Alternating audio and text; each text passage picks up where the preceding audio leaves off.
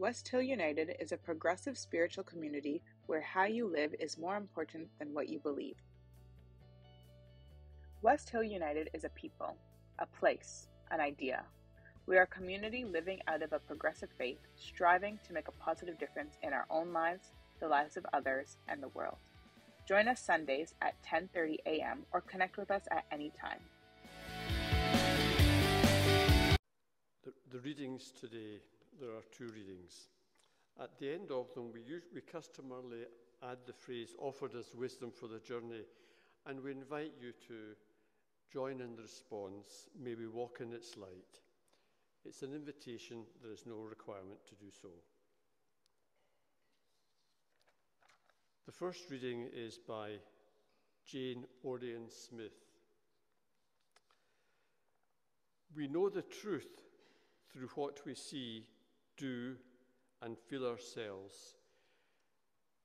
We dare etching our testimonies every time we state what we deeply believe and do what our soul calls us to do.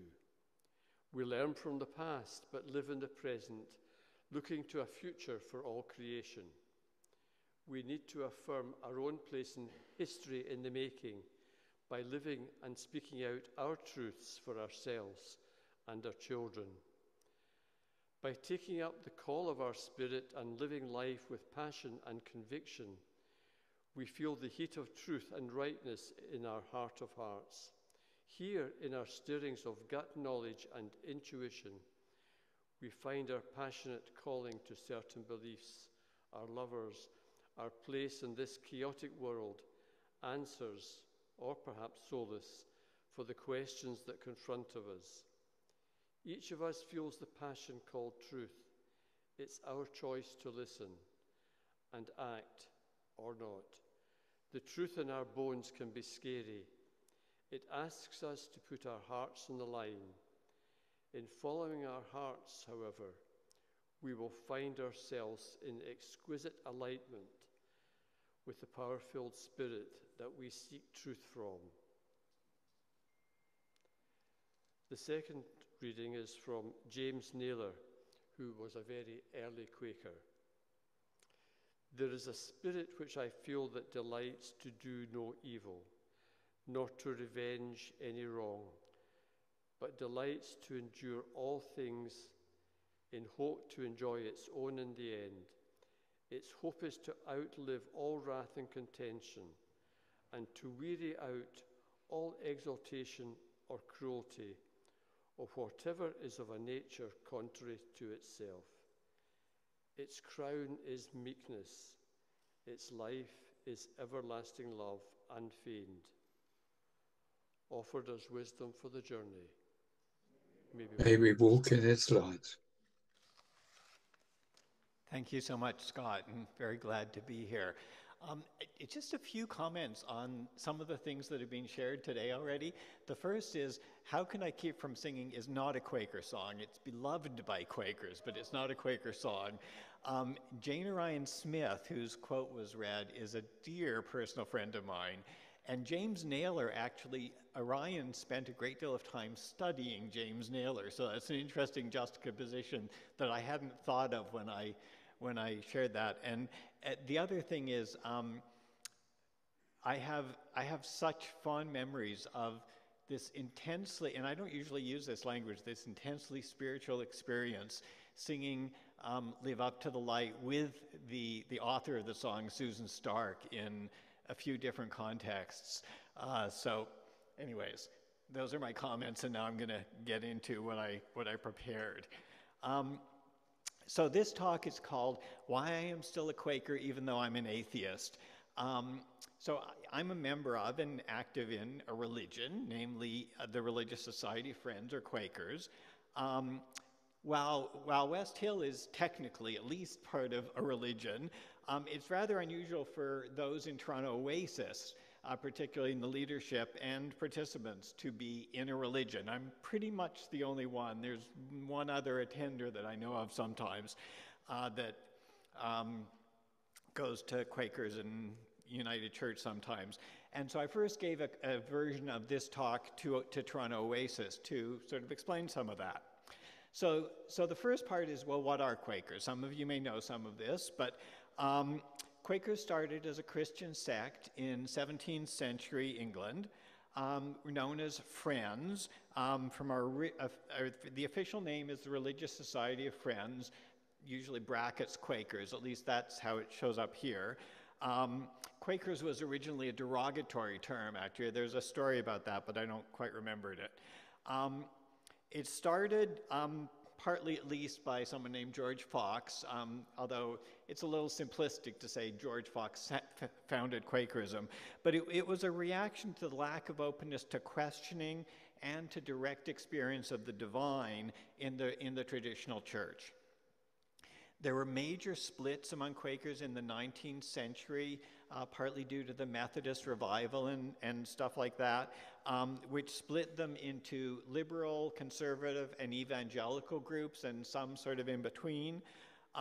There are more conservative and evangelical Quakers than liberal ones. Many are in meetings that were evangelized by missionaries, particularly in East Africa.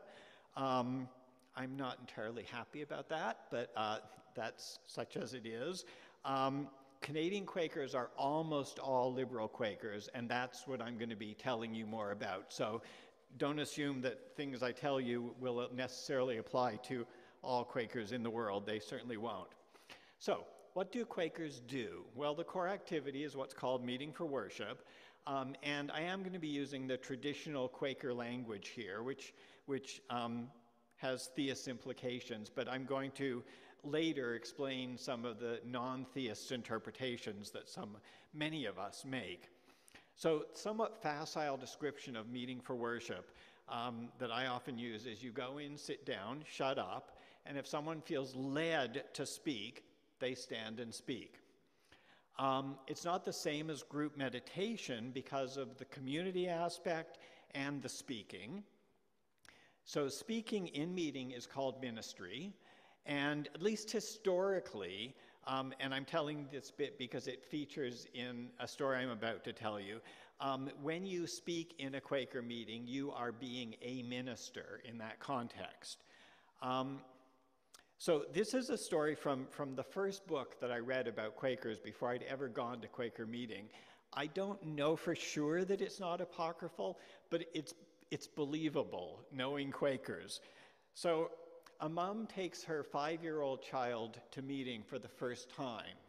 And after a bit, in the silence, the child asks her mom in one of these kid whispers that you can hear in the entire room, "Mommy, why is everybody being so quiet?" And I'm sure probably the mom hushed her. But after a moment, one of what they call the elders of the meeting, the experienced, active friends, rises shortly and starts his speaking by saying, "The last minister has raised a very important question." And I just love the respect in that story given to the child, right? So, how did I become a Quaker? Well, I was brought up as an agnostic Jew with no religious education. We went to synagogue for a few friends' bar mitzvahs, and that was about it. But I started dating someone just before I left for post-grad studies in Oxford. She was coming out of being an evangelical Christian. She's still a Christian of some sort, but she was just coming out of that. So we were separated. She was here, I was in Oxford. She sent me a Bible for Christmas. I read the whole thing. It's the most Bible I've ever read. I've dipped in at times. So then I found this book on Quakers that had that story in it in the great bookstore in Oxford. I read it. I liked it. I went to meeting in Oxford. Quaker meeting, I'll use a Quaker phrase, which is, "It spoke to my condition." It's an old Quaker phrase. It worked for me. Partly because there's no creed, because I know, given my background, I never would have believed all that Christian stuff, right? And I like the form of worship. So, what are some core characteristics or beliefs of Quakers? The first thing is the no creed, and again, liberal Quakers. So there's no list of required beliefs. We believe in continuing revelation, whatever that means. Quaker quote, "Be open to new light from whatever quarter it may come."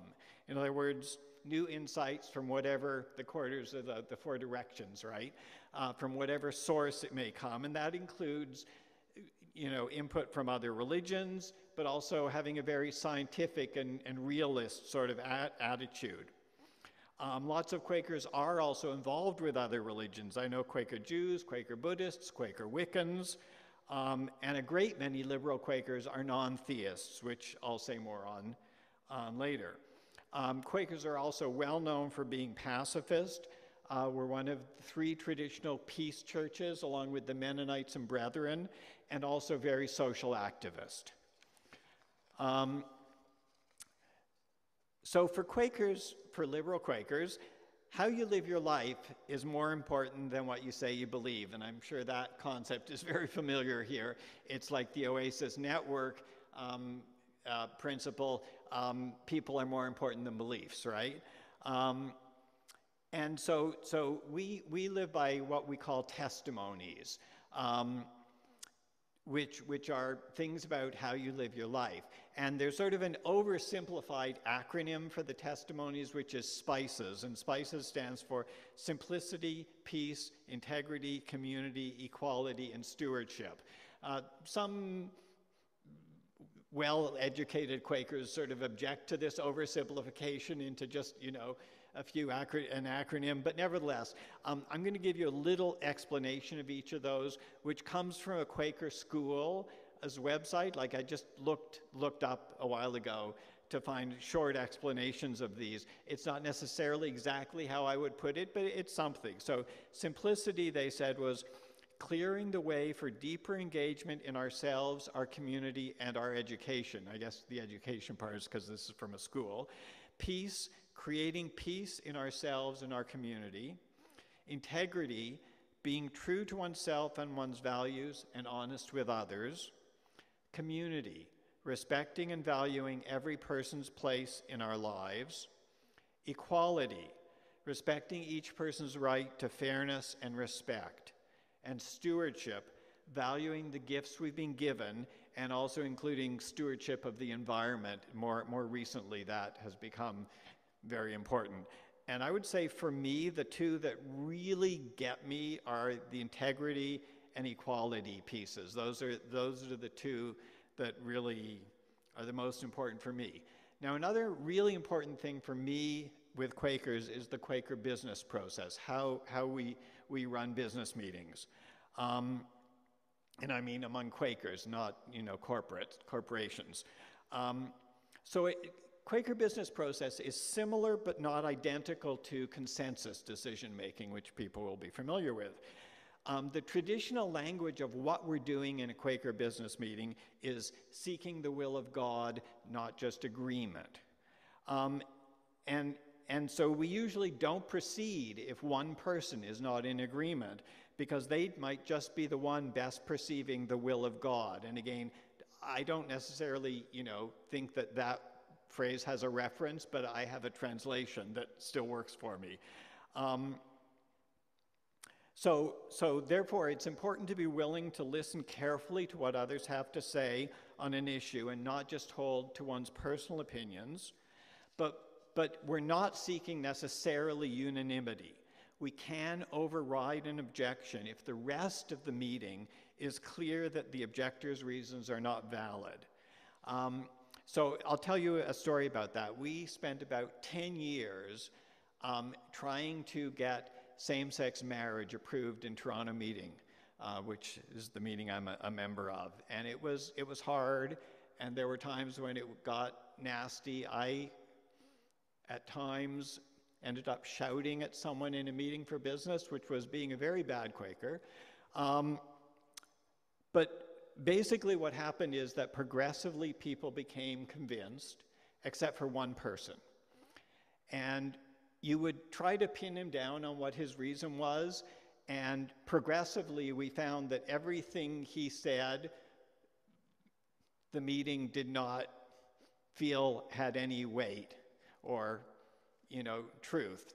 And so eventually we went ahead over his one remaining objection. So that was sort of and I feel bad that it took 10 years, but it did. And at least it meant that we had that at least what our book of discipline, which is basically how things work, is called organization procedure, calls substantial unity.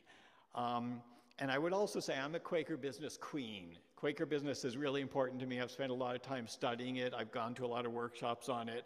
And I've done a lot of chairing business meetings, which we call clerking, and recording, which is taking the minutes like a secretary, except the recording job is very much a discernment job. It's not like, because we don't have motions, we've had input, and then the clerk and or the recording clerk write down what they think the decision is and read it back for approval before you go on. And I think that's also really important. So there's another thing in this Quaker business process called the discipline of the meeting. And the discipline of the meeting means once the meeting has made a decision, you stand by it. Whether you were exactly with it or not. And there's a gorgeous true story that I'll apologize in advance because it tends to make me cry. Maybe I won't in this context. This is a true story from Friends United meeting, which is a much more conservative group of Quakers, but who still use our business process. They were considering a motion, we don't have motions. They were considering, this was in the States, they were considering whether to support an employee who wanted them to withhold the portion of their income taxes that went to the military, which in the US is like 50%. It's appalling. And this was a very difficult decision for this board of Friends United meeting. With some friends quite unsure, but eventually it was approved. So after that, they decided that their body could be legally liable for doing this. The government could come after them. It could be a very expensive court case, etc. So they asked all the board members to pledge some money towards a defense fund. They got to one board member who was a farmer, and he'd not really been in favor of the decision, but he hadn't tried to stop it. And when they got to him and said, well, what do you pledge? He said, I pledge my farm. And it just kills me about how faithful he was to that process. So, how do we build Quaker community? It's like a lot of churches in many ways, I'm sure, and like West Hill. So there's a lot of activities that friends participate in, each to varying degrees, of course.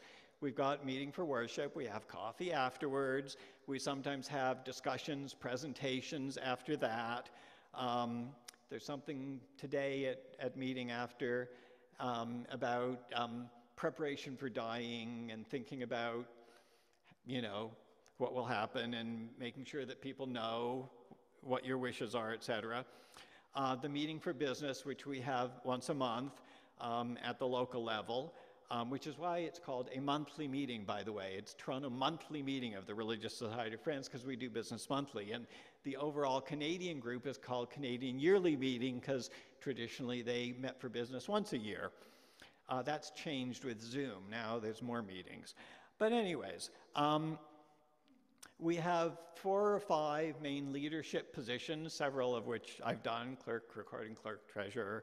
About 15 standing committees, ad hoc committees for various purposes, various other positions like contacts for LGBTQ concerns, representatives to other levels of Quaker meeting.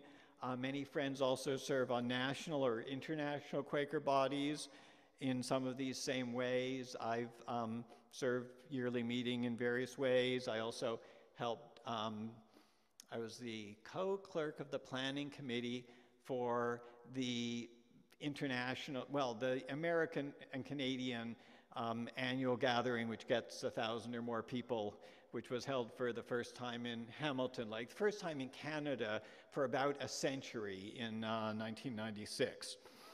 And working together on committees is a great way to really get to know other friends in depth. It's how I first got to know, well, my current wife.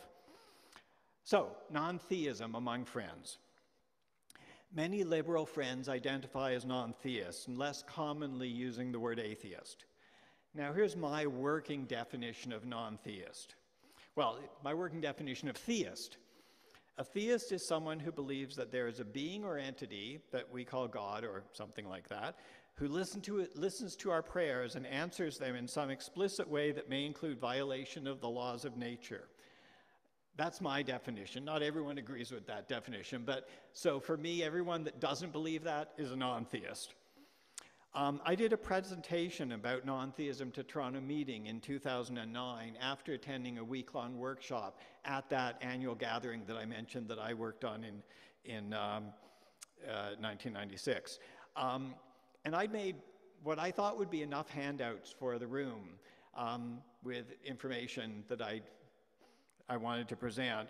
We ran out of handouts, and I had to make more for people that asked for it next week. That sort of showed the level of interest in non-theism in our meeting. And the thing is, we don't talk about theology much. So, I don't necessarily know who's a non-theist unless they've chosen to tell me that. But we also mostly aren't trying to impose non-theism on Quaker meetings.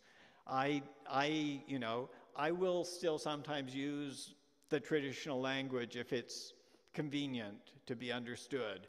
And I won't object when other people use the traditional language. I do object to certain Bible quotes that seem very exclusionary, but that's another point.